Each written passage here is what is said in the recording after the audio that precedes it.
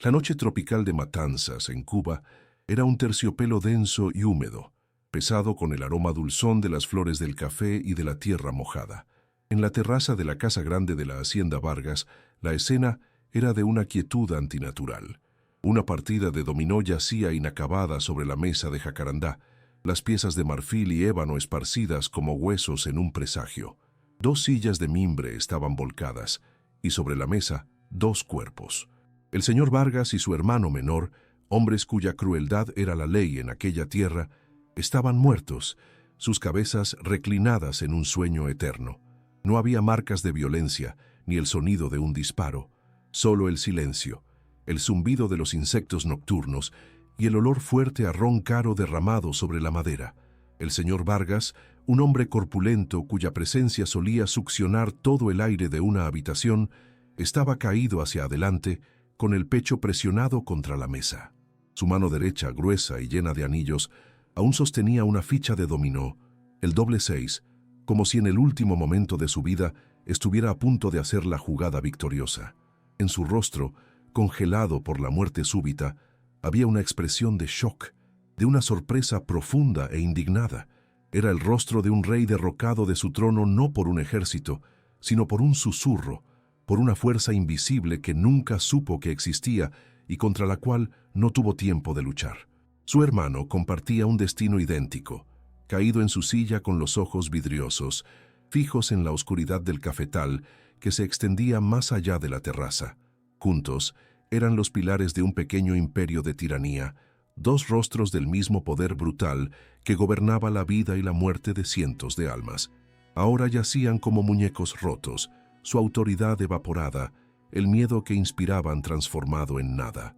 La partida de dominó, su ritual semanal de poder y ocio, se había convertido en su propio funeral, y la casa grande, antes el centro de su universo, era ahora su tumba silenciosa. Observando la escena desde la penumbra de la puerta que daba a la sala de estar, había dos figuras femeninas, unidas y separadas por un abismo de mundos. Una era doña Isabel, la joven señora de la casa, ahora viuda. Su vestido de noche de seda blanca la hacía parecer un fantasma bajo la luz fría de la luna. Su rostro pálido como el mármol, sus ojos grandes y oscuros reflejando la macabra escena. A su lado, una silueta oscura y fuerte, estaba Aná, su esclava personal. Sus manos, que conocían los secretos de las hojas y raíces, estaban cruzadas frente a su cuerpo en una postura de calma y poder contenido. En aquel momento, las distinciones de señora y esclava, de blanca y negra, se habían disuelto. Eran dos mujeres, dos conspiradoras, dos ejecutoras. Lo que las unía era más fuerte que las cadenas sociales que las separaban. Un pacto sellado con el dolor, escrito con el veneno y firmado con las vidas de los hombres que las poseían. Una mirada cómplice pasó entre ellas, un universo de significado contenido en aquel silencio. No era una mirada de triunfo o de alegría, sino de sombría resolución, el reconocimiento solemne de que habían cruzado un río de fuego juntas y llegado a la otra orilla, para siempre cambiadas. La terraza guardaba su secreto. Para el mundo sería una tragedia, una enfermedad súbita, un acto de Dios, pero para ellas era un acto de justicia. El misterio que flotaba en el aire húmedo no era sobre qué había sucedido, sino sobre cómo la alianza más improbable de aquella isla se había forjado. Cómo la mujer en la jaula de oro y la mujer en las cadenas de hierro encontraron un lenguaje común, un arma común, y el coraje para usarla. La respuesta estaba en la historia de sus dolores, en el puente de odio y desesperación que construyeron para liberarse. Antes de descubrir la terrible cadena de eventos que nos trajo hasta aquí, cuéntame en los comentarios desde dónde me estás viendo. Es increíble saber hasta dónde llegan estas historias. Para entender la raíz de esta tragedia y la fuerza que unió a dos almas tan distintas, necesitamos retroceder 3 años en el tiempo, al año de 1798. La Hacienda Vargas era, entonces, el retrato de la próspera tiranía colonial. El aire en Matanzas estaba perpetuamente perfumado por el olor de los granos de café secándose al sol, un aroma que para el mundo significaba lujo y energía, pero que para los cautivos de aquella tierra Era el olor del trabajo sin fin, del agotamiento y de la desesperación. El orden de la hacienda era el orden del látigo, una paz impuesta por la violencia, donde cada amanecer traía consigo la renovación de la certeza de la servidumbre, un ciclo aparentemente inquebrantable de ganancias para pocos y sufrimiento para muchos. En este mundo, Aná se movía con una dignidad que contrastaba con su condición. Ella no era solo un cuerpo más en los cafetales, era una sacerdotisa lucumí, una Iyalorixá, cuyo verdadero poder era invisible para sus captores. Sus hombros cargaban el peso de su herencia, la sabiduría de los orishas, la memoria de un África libre. Mientras sus manos cosechaban los granos rojos del café, su mente viajaba a un mundo espiritual que los señores de la tierra jamás podrían encadenar. Su fuerza no provenía de la resignación, sino de una fe profunda y secreta, una resistencia que florecía en su interior como una flor sagrada en suelo profano. En secreto, mantenía vivas sus tradiciones. Cerca del río que atravesaba las tierras de la hacienda, había un pequeño círculo de piedras escondido por la vegetación, su santuario particular. Allí ofrecía frutas a Oshun, pedía fuerza a Ogún y susurraba plegarias a Yemayá. Era en esos momentos robados que Aná se reconectaba con su esencia, reafirmando su identidad más allá del número que le habían asignado. Su espiritualidad no era un escape de la realidad, sino el arma que le permitía enfrentarla sin que su alma fuera aplastada bajo el peso de las cadenas. Su único consuelo en el mundo físico era Lázaro, un herrero de la tribu Arará, cuya sonrisa tenía el poder de alejar las sombras. Su amor era un milagro, una frágil orquídea nacida en la grieta de una roca. Se encontraban en la oscuridad, sus conversaciones susurradas, sus toques fugaces. Lázaro veía en Aná no a la esclava, sino a la reina que era, y ella veía en él la fuerza indomable de su pueblo. Su amor era un acto de rebelión, la afirmación de que, incluso en la deshumanización del barracón, la humanidad, la ternura y la esperanza podían encontrar una forma de sobrevivir. Fue a este mundo de contrastes brutales que un elegante carruaje trajo a doña Isabel. Con apenas 16 años, ella era una novia que era un peón en un juego de alianzas familiares, entregada al señor Vargas, un hombre 20 años mayor, con la reputación de ser tan rico como cruel. Al descender del carruaje, vestida de encajes y sedas, era la imagen de la pureza y la inocencia, un pájaro raro y delicado siendo introducido en una jaula cuyas rejas, aunque doradas, eran tan impenetrables como las de hierro del barracón. El señor Vargas la recibió con un orgullo posesivo, exhibiéndola como su más nuevo y valioso trofeo. Para él, ella no era una compañera, sino un bien, un útero que debía darle un heredero para llevar su apellido y heredar su crueldad. La instaló en la casa grande, un mausoleo de lujo y silencio, rodeada de muebles oscuros, cortinas pesadas y una opulencia que parecía absorber la luz y el sonido. Isabel, arrancada de su familia y de todo lo que conocía, se encontró en una soledad tan vasta y aterradora como los cafetales que se extendían hasta el horizonte. Su jaula estaba hecha de etiqueta y expectativas. Durante el día, debía supervisar a los esclavos domésticos, organizar cenas y sonreír dócilmente a su marido. Era una actuación constante, un papel que desempeñaba bajo la mirada atenta y crítica de un hombre que veía cualquier desvío como un fallo personal. Era una señora que no daba órdenes, una reina sin reino, una prisionera cuyo único crimen había sido nacer mujer en un mundo gobernado por la voluntad de los hombres. La vida de Aná estaba definida por el dolor físico. La jornada de trabajo comenzaba antes de que saliera el sol y terminaba mucho después de que se pusiera. Sus músculos le dolían constantemente, sus manos eran callosas y sus pies agrietados. La amenaza del látigo del capataz era una sombra constante que se cernía sobre todos, un recordatorio diario de que sus cuerpos no les pertenecían, que cualquier señal de cansancio o desafío sería castigada con un dolor insoportable. Su jaula estaba hecha de hierro, sudor y sangre. La vida de Isabel, por su parte, estaba definida por el dolor psicológico. Sus horas estaban vacías, llenas de aburrimiento y miedo. Pasaba los días deambulando por los silenciosos pasillos de la casa, leyendo los mismos libros, mirando por la misma ventana el paisaje que se había convertido en su prisión. La sonrisa forzada, la palabra medida, la obediencia ciega, todo eso corroía su alma, despojándola de su identidad hasta que se sintió como un fantasma en su propia vida. Su jaula estaba hecha de seda, soledad y silencio. Para Aná, la noche traía un alivio precario. En el barracón, a pesar de la miseria, había un sentido de comunidad. Estaban las historias contadas en voz baja, las canciones tristes de una tierra lejana, y para ella estaba Lázaro. El calor de su cuerpo junto al de ella en la estera de paja era una fortaleza contra los horrores del día, un recordatorio de que era amada y que, en ese pequeño espacio, ella era más que una propiedad. Para Isabel, la noche era el comienzo del terror. El silencio de la casa grande se volvía amenazante, y cada crujido en el suelo anunciaba la posible llegada de su marido a sus aposentos.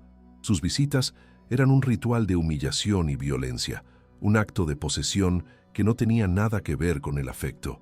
La tomaba con una brutalidad fría, dejándola después rota y sucia, llorando silenciosamente en la oscuridad, rezando para que su cuerpo nunca concibiera un hijo de aquel monstruo. El destino, con su cruel ironía, hizo que Aná fuera designada como la esclava personal de Isabel.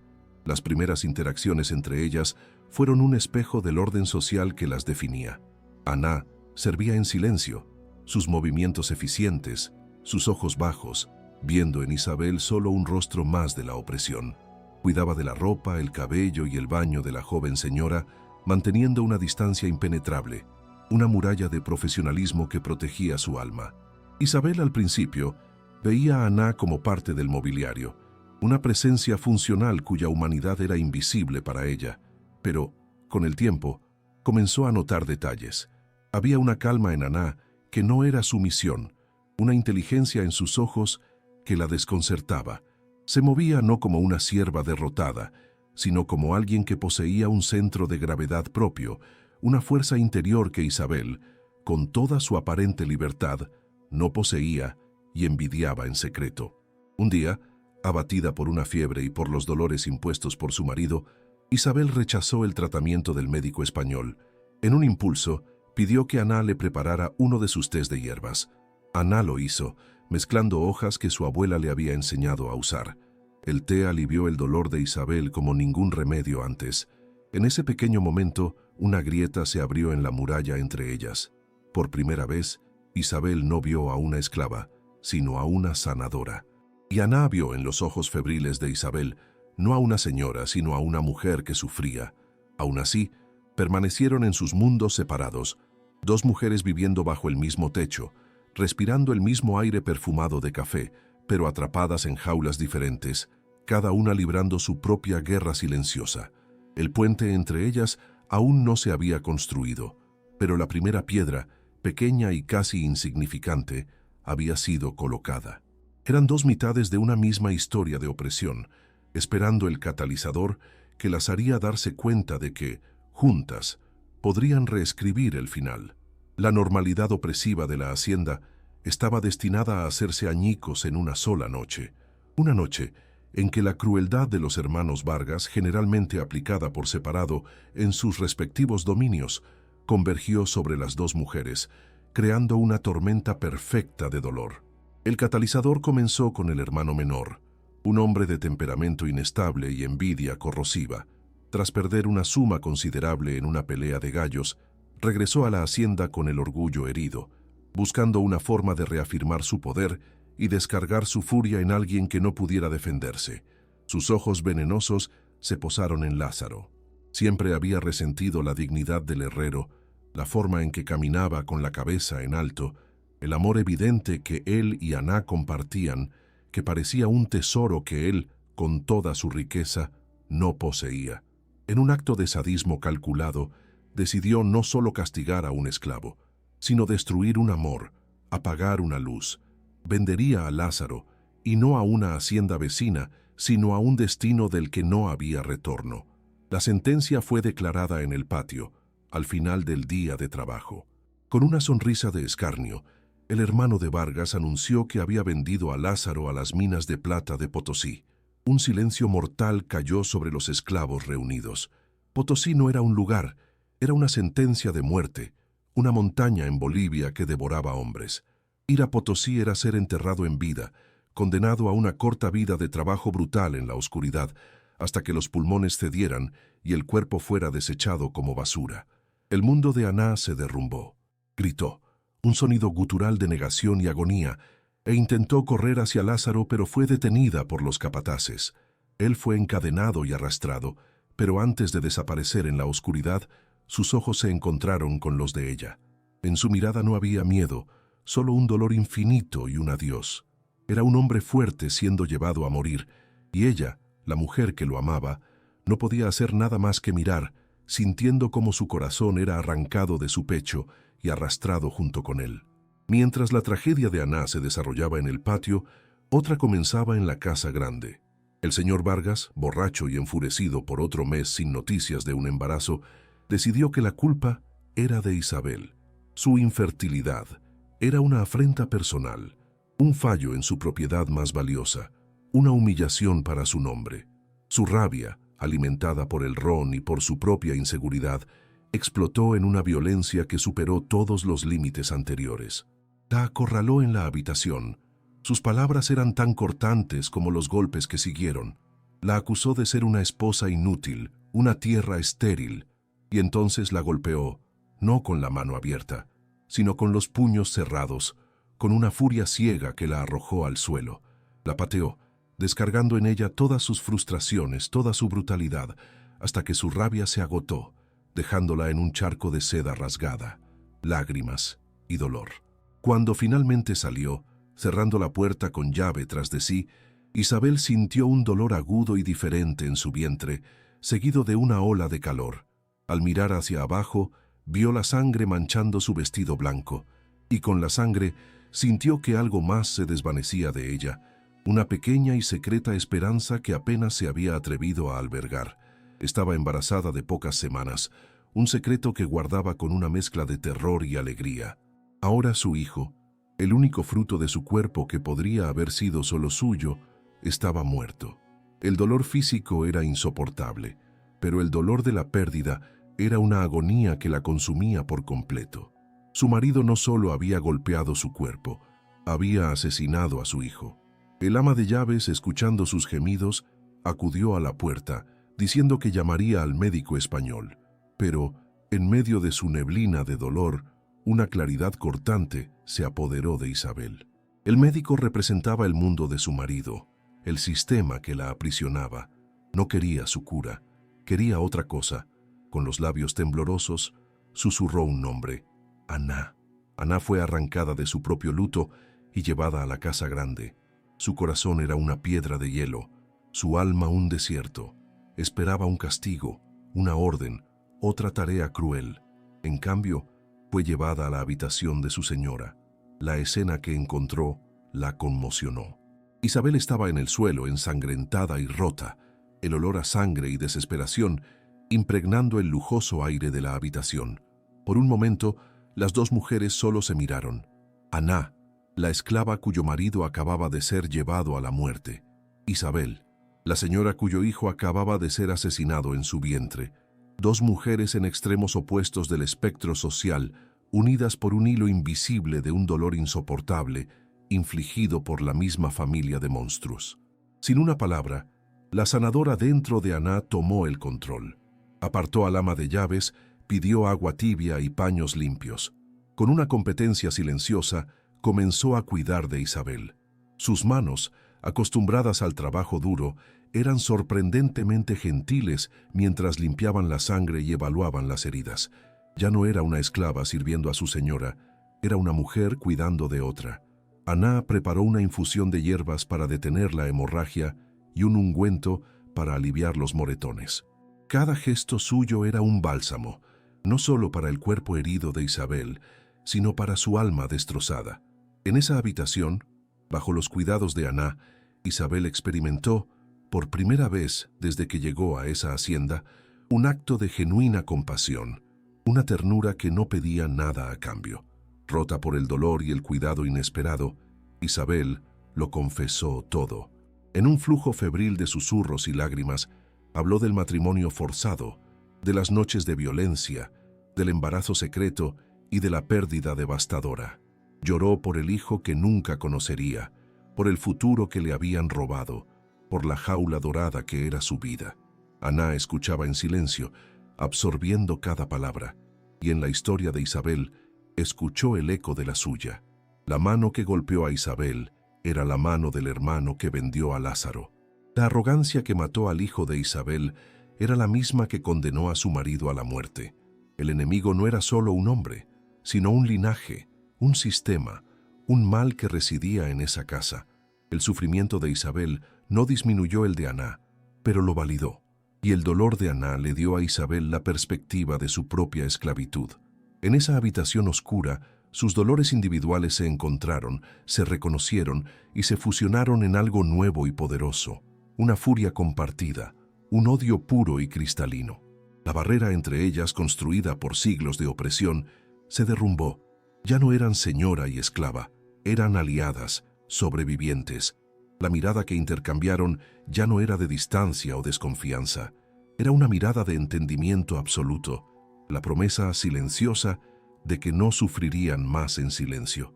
El puente entre ellas estaba construido y estaba pavimentado con el deseo de venganza.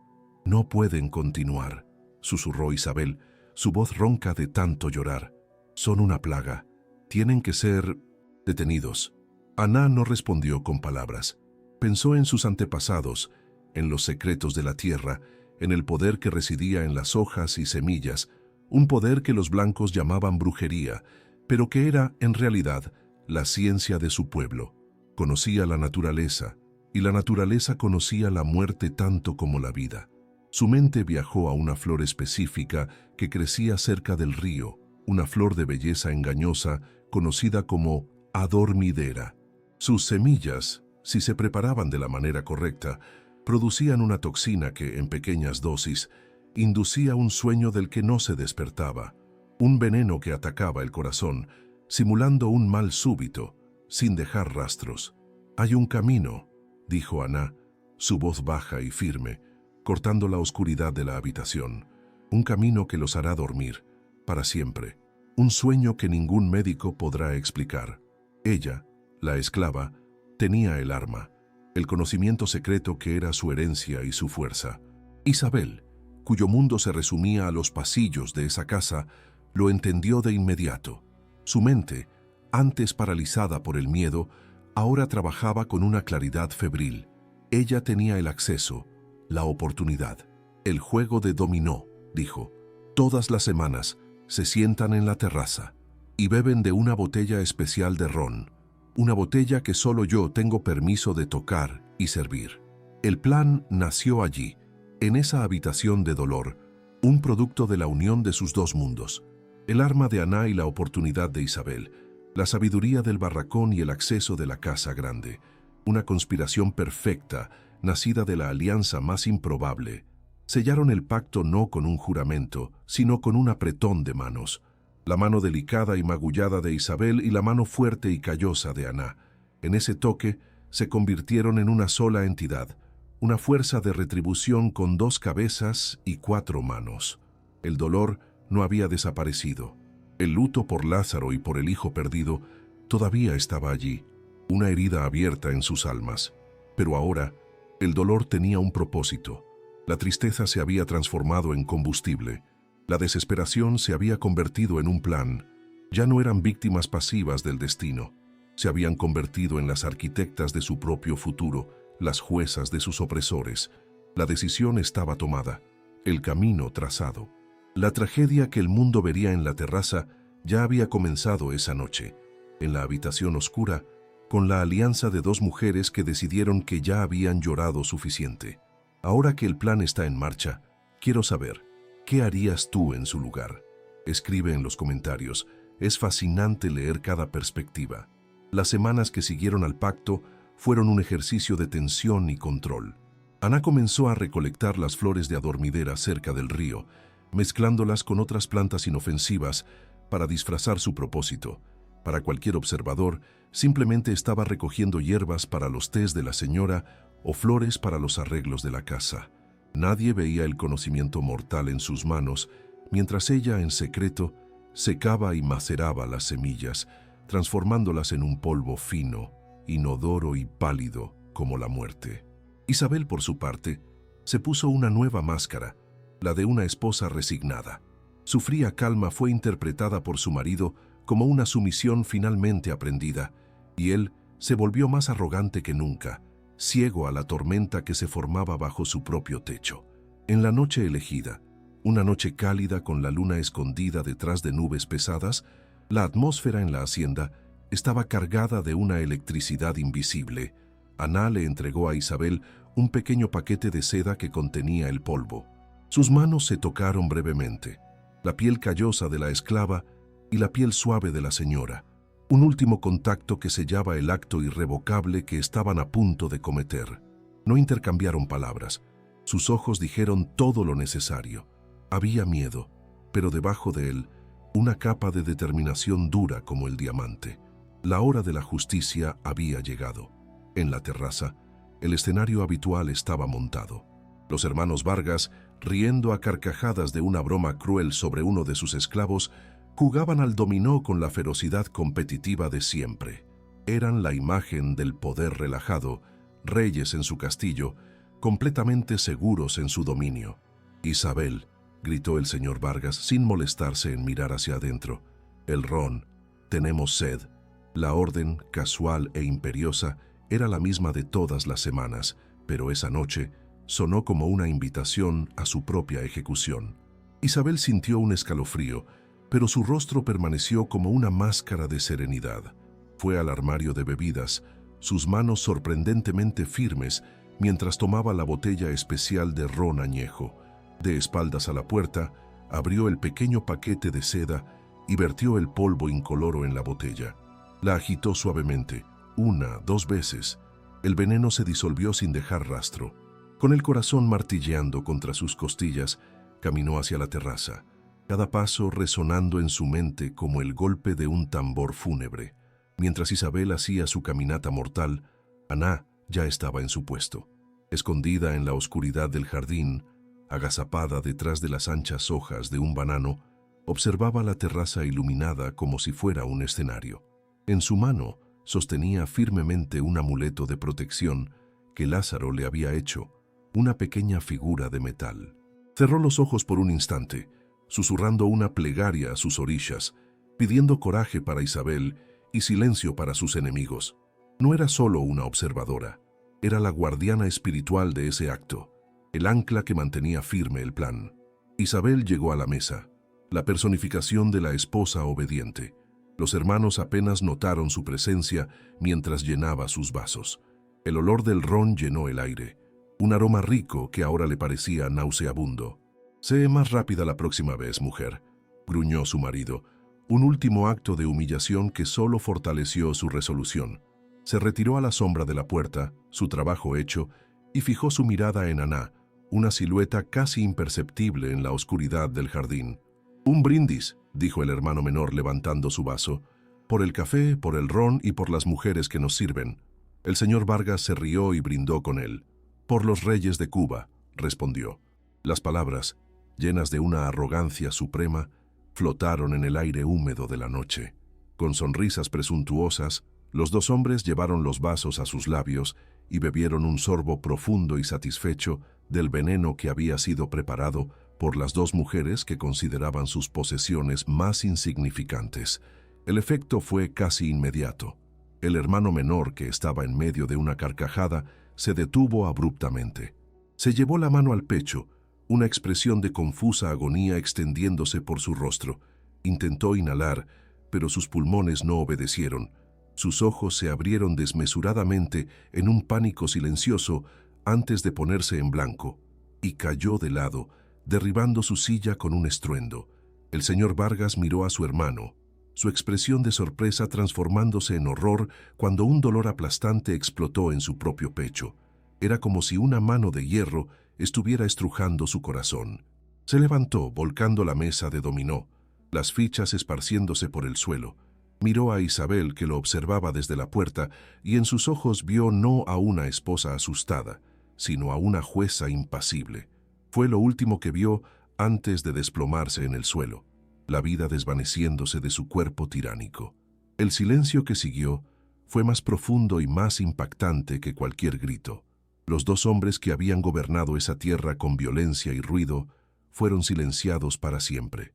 La justicia poética era perfecta. En su momento de ocio, durante su ritual de poder, fueron derribados por un acto doméstico, silencioso e invisible.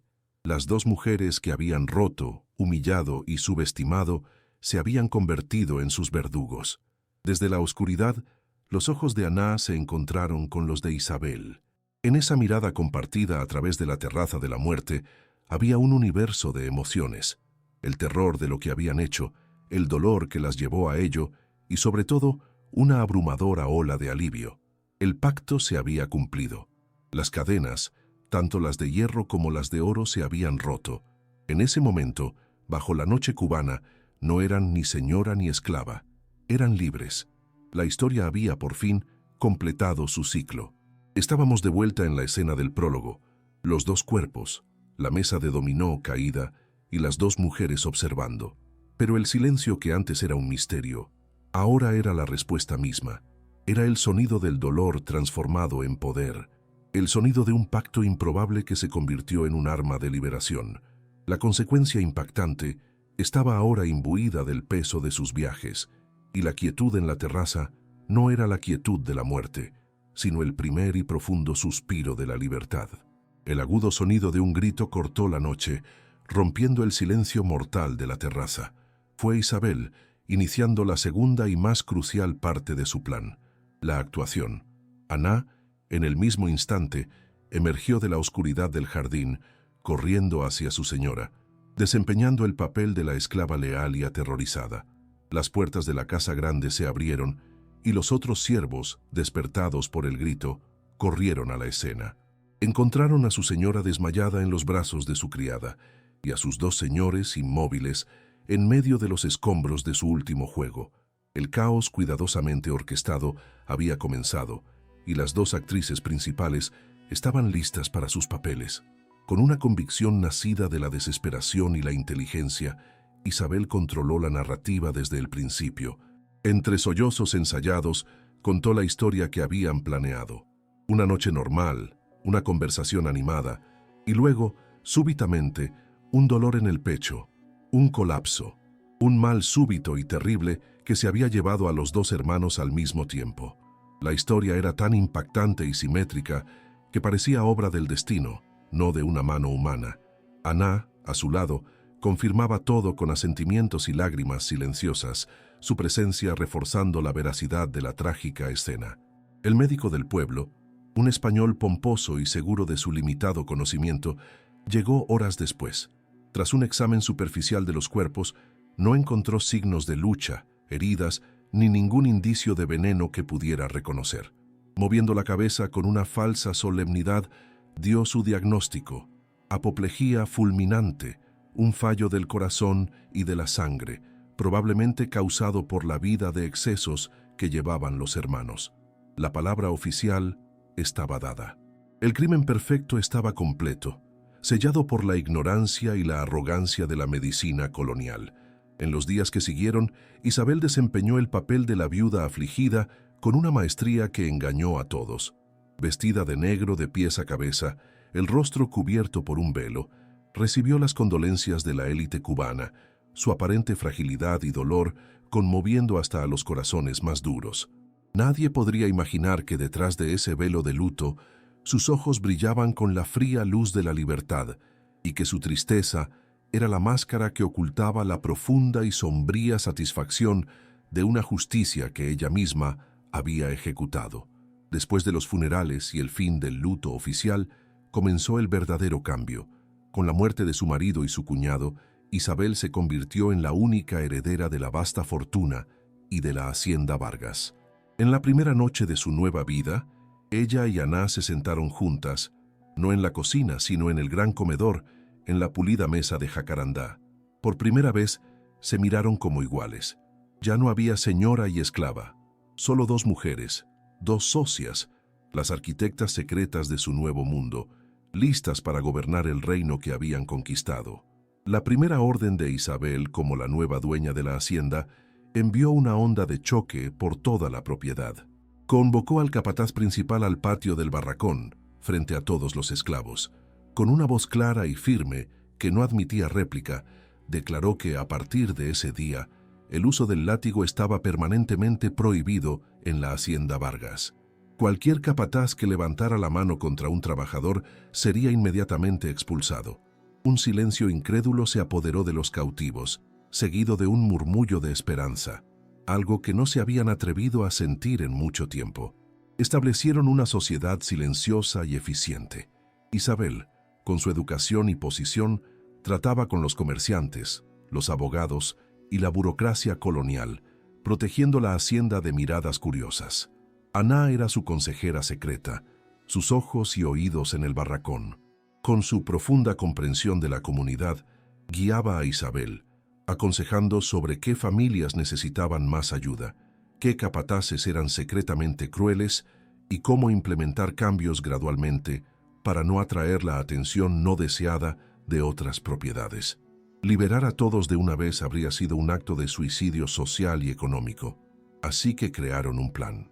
Usando las crecientes ganancias del café, ahora cultivado por trabajadores motivados por un trato más humano, Isabel comenzó a comprar cartas de manumisión.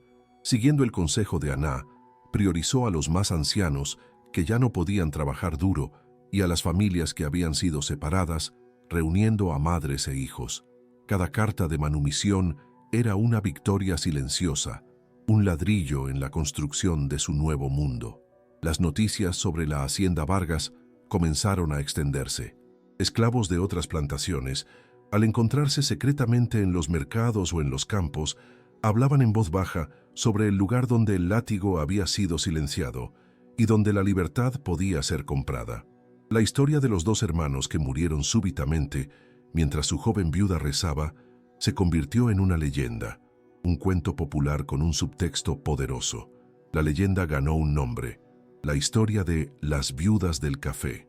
Contada en susurros, hablaba de una señora de corazón roto y de su fiel criada que, unidas por el dolor, pidieron justicia a los orishas, y los dioses respondieron.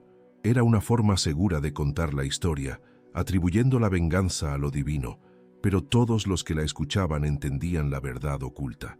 La justicia no había venido de los cielos, sino de las manos de dos mujeres que se negaron a sufrir más.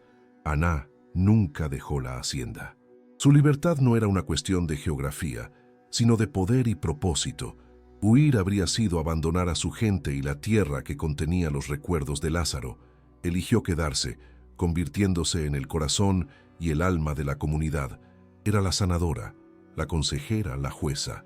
Sin sentarse nunca en la silla de la señora, se convirtió en la reina oculta de ese pequeño imperio, un poder silencioso y benevolente, nacido de las cenizas de la tiranía.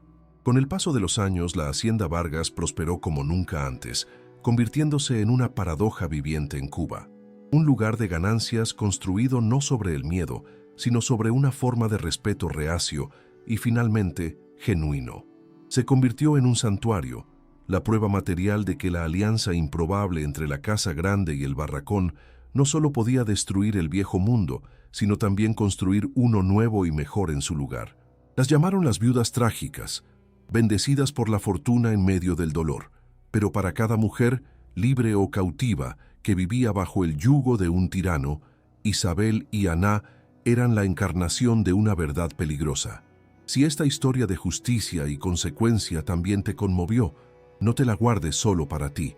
La prueba viviente de que la alianza más poderosa del mundo es la de dos mujeres que han decidido que ya han sufrido suficiente. Deja tu like, comparte y suscríbete para acompañar más historias que revelan las verdades ocultas de nuestro pasado.